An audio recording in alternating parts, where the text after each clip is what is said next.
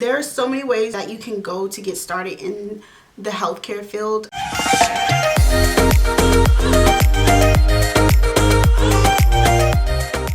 Hi everyone, welcome back to my channel. It is Chrissy Marie Taylor. I'd like to thank you guys for clicking on this video, and I know I have been away for a little minute. Just was kind of taking a little break from this YouTube thing, but I'm back, and in today's video I decided to make a CNA versus CMA versus LPN versus RN video.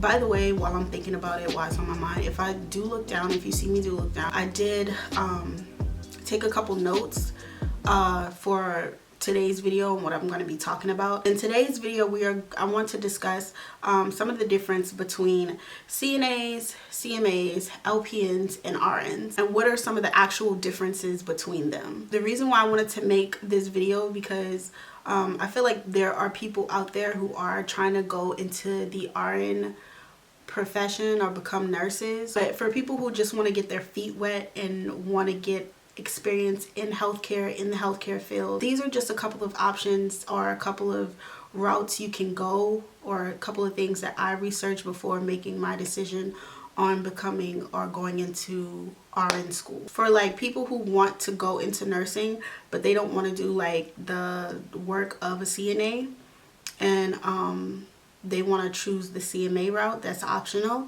or vice versa for people who don't want to become a CMA and want more patient care interaction, may choose to go the CNA route. So, or people that just want to get into nursing, the nursing field, but don't want to go to school or don't want to start off with going to a lengthy amount of time with being in school. You can also choose to go the LPN route, or if you just want to go straight forward into becoming an RN, you can take that route. So it's just I wanted to just basically kind of go over some alternatives that you can do, or some of the steps that you can take to kind of get to your nursing goal. And for people who are like myself, non-traditional students, we still have families, we still have bills to pay and things like that, but we want to kind of like hop into the medical profession, or hop into the healthcare profession straight away, without going or taking the first step of going into directly into nursing school. I mean, if you have that option, most of the time I would advise people who are just coming out of high school, and it's kind of like, if you know that's what you want to do, then I would just say go for the gusto and go for nursing. But there are other, if you do want to kind of take your time and kind of like try to feel it out before you go ahead and go into nursing school, this video is basically just talking about other options that you can go, and the differences between those different professions that you can kind of look into before you jumpstart into nursing. So I'm actually going to do a rundown of those four actual professions. So if you are interested in learning about the differences between CNAs, CMAs, LPNs, and RNs, please definitely keep watching. So before we get started, I would like to definitely put a disclaimer out there. I am in no way trying to say that I am a nurse or a nurse's assistant, and I'm not officially a medical assistant as of yet. For those of you who don't know, I am in medical assistant school.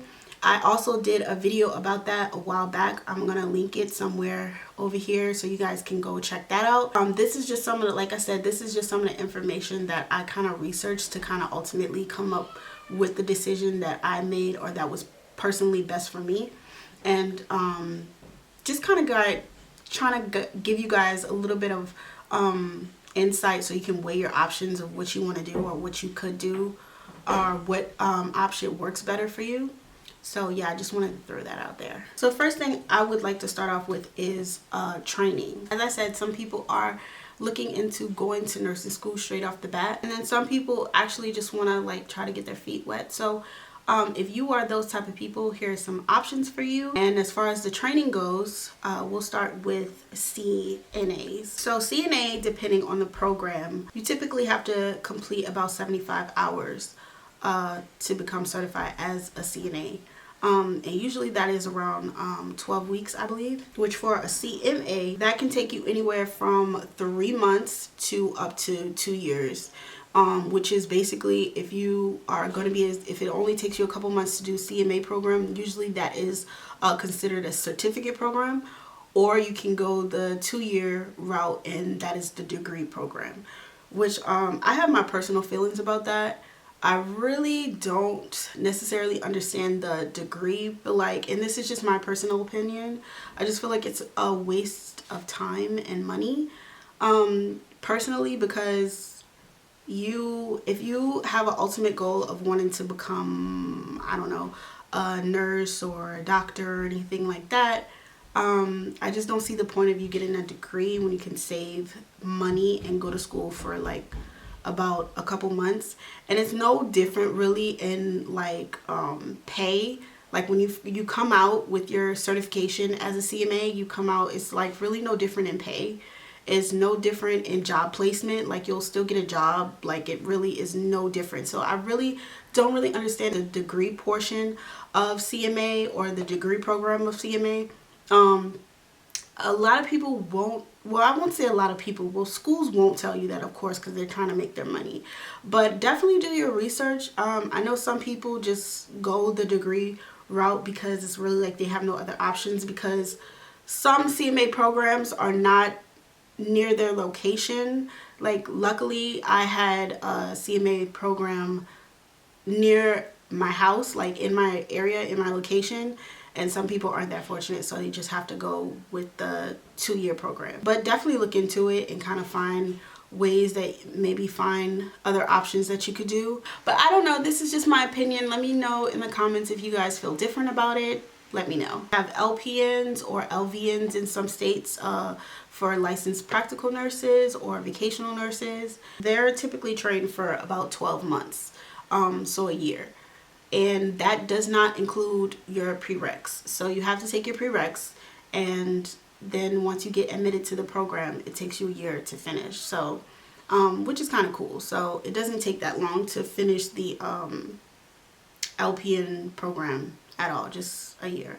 But in total, I would say with the prereqs, it'll probably take you up to 2 years. And RN, which like I said, I didn't know when I was in high school. Like I didn't know what I wanted to do. So really up until recently, I think it was about 20, how old was I? I would say I was about 25 going into 26 when I finally realized that I wanted to become a nurse. And it was news to me that nurses only are trained for 2. You can either go to school for at a technical college, which is typically 2 years, or you can go at a university. You can get your your RN at you can attend a bachelor's program, which is a 4-year degree. I didn't know that. Like I thought originally that nurses were like in school for like 6 years. I mean, I don't know. I guess if you're you're becoming a nurse practitioner, then maybe. But to become a registered nurse, I thought like you literally had to go to school for some years, like a doctor. So I didn't know that up until recently, up until I was like 25. Okay, so moving on. All right, moving on to the next thing. We're going to talk about job description. The responsibility of a CNA typically consists of caring for the patients, of course, or if you work in a nursing home, they're considered as residents. This includes caring for them, cleaning them, bathing them, if they, can't take themselves, or if they can't go to the bathroom by themselves, and you would assist them with going to the bathroom, wiping themselves, making their beds, and reporting any abnormalities to their charge nurse, because they typically work under the RNs or LPNs, definitely more so the LPNs. If the residents can't feed themselves, then they feed the patients, and just like making sure that their living area and that the the patients themselves are clean. I just wasn't up for doing the CNA portion. Like I wasn't up for doing all of that as a like I just knew like CNA was not for me. Like I didn't want to, like if I had to do it, like it wouldn't have been a big deal, but I was kind of leaning to more what CMAs. So CNA, it wasn't really appeasing to me. Like I didn't want to like damn near break my back doing this type of work every day, because CNAs, actually I feel like CNAs are underpaid. They're very underpaid to me because they do so much. Like it's work. Like it is work. So big ups to CNAs out there, because it is no easy job. So yeah, this wasn't something that actually sparked my interest. I thought about becoming a CNA, but once I did my research, I kind of was leaning a little bit more to the medical assisting as opposed to CNA, and I'll tell you why when we discuss the job descriptions of a medical assistant. The medical assistant next. So, but if you're basically looking for that direct patient care, like if you want to be hands-on with the patient every day and want to care for the patient and kind of give you more of a bedside feel like of what nurses do every day, definitely go for the CNA route. CNA might be for you. So if that kind of sparks your interest, then I would definitely look into doing that. Well, CMAs work directly under the healthcare provider, and their job description consists of patient assessments. So basically what that is, getting patient medical history, their allergy information, physical exams, checking for vitals. They basically prep the patients to be seen by the physician. CMAs are actually trained to administer some medications, like flu shots or oral medications or intramuscular injections. Like in some aspects, they may assist the physician with doing in-office procedures or surgeries if necessary. They perform phlebotomy procedures, EKGs, and they also do a lot of administrative components, which was a selling point for me because like I mentioned in my last video, if you guys watch it again, it'll be linked in the description box. I do have a degree in health information, and so that's kind of like going back to medical records and medical billing and coding and insurance, and CMAs do work in that. They do work a little bit or dab a little bit into that, working in a physician office or a clinic or something like that.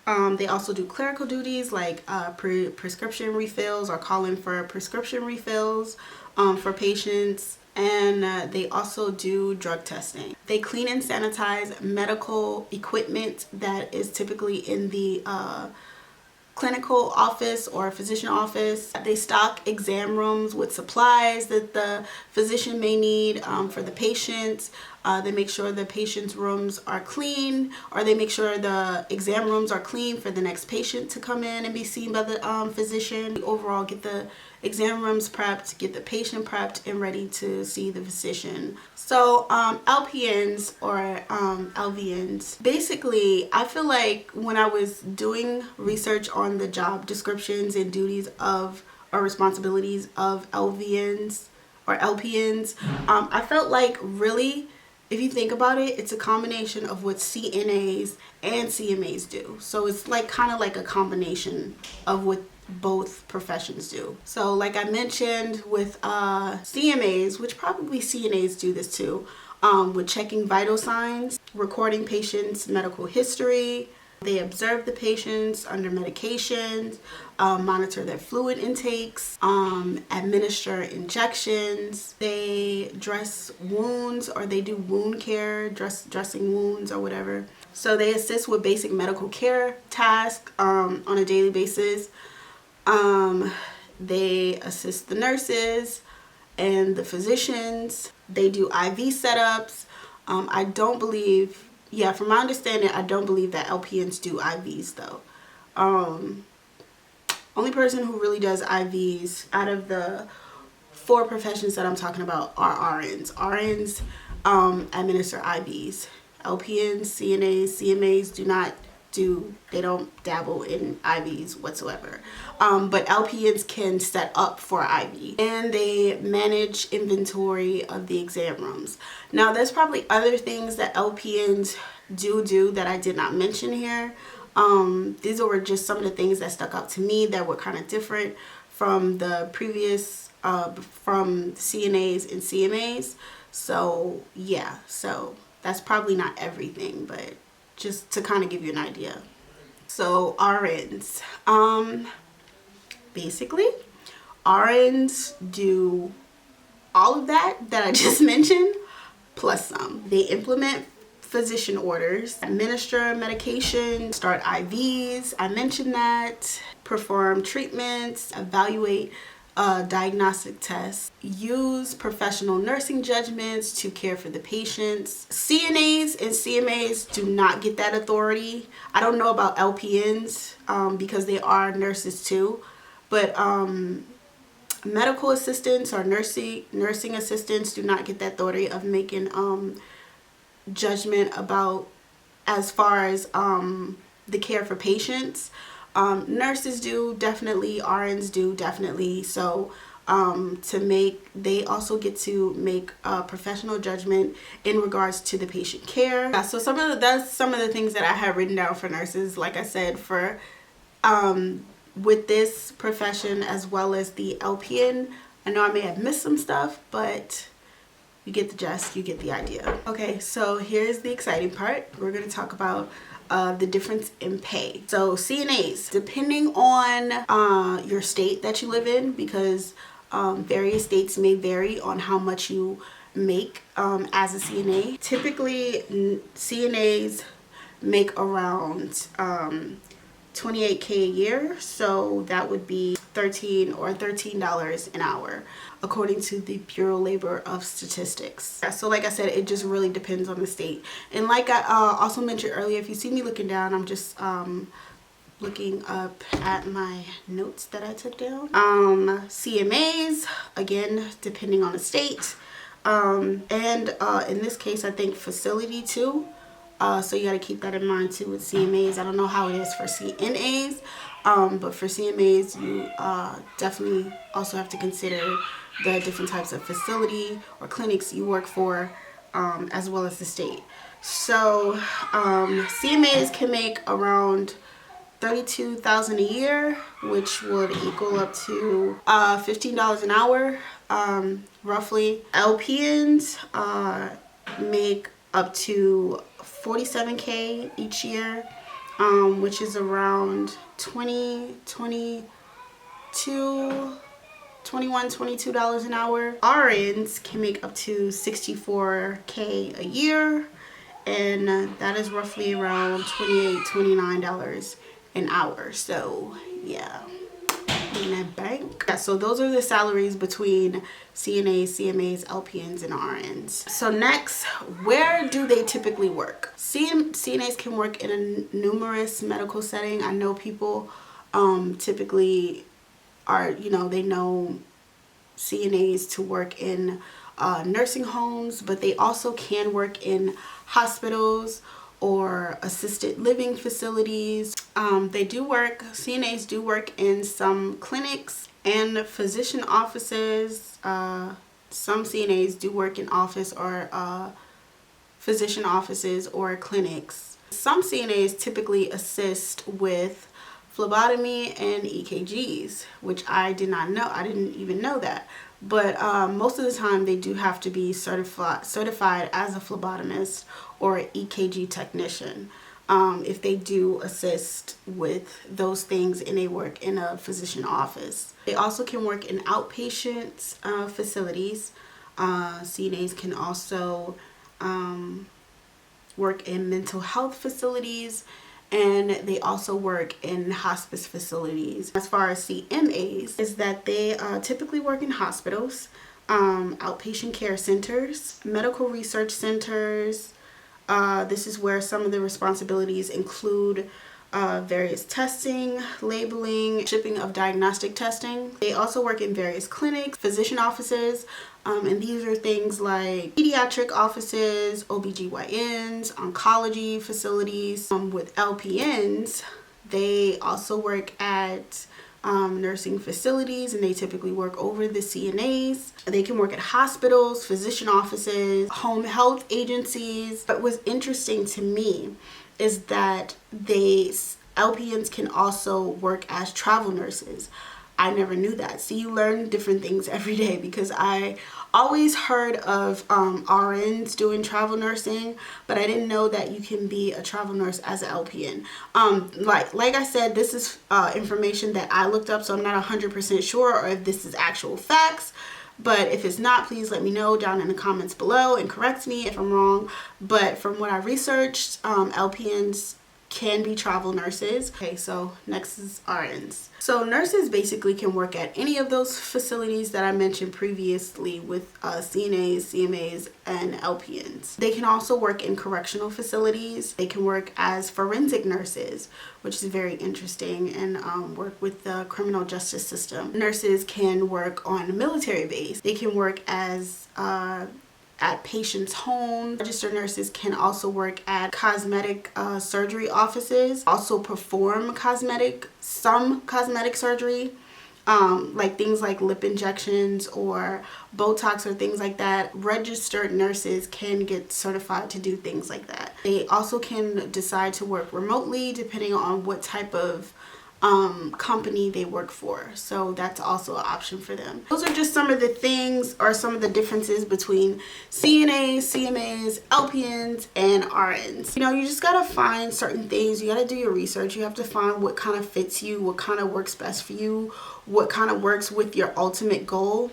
And that is something that I did. I also want to take the time right now, of course, obviously, to thank any of you who are already working in the healthcare facility, just because really, like, given the situation and given this pandemic, healthcare workers are actually putting their lives on the line to, you know, just make a difference and help people that, you know, are having a tough time right now, and it is a difficult moment at this time, so you're very much appreciated. So thank you 100%. It's definitely inspiring to people who want to become healthcare workers such as myself. It is definitely inspiring, so thank you. And also thank you guys for watching this video. I hope this helped you in some way, you know, just with making decisions on what you want to do, or if you just found this video helpful in general. I just hope I helped someone in some type of way. I hope you guys subscribe to my channel, like this video, and leave me nice comments. And until next time, I'll see you guys in the next video. Stay blessed. Bye.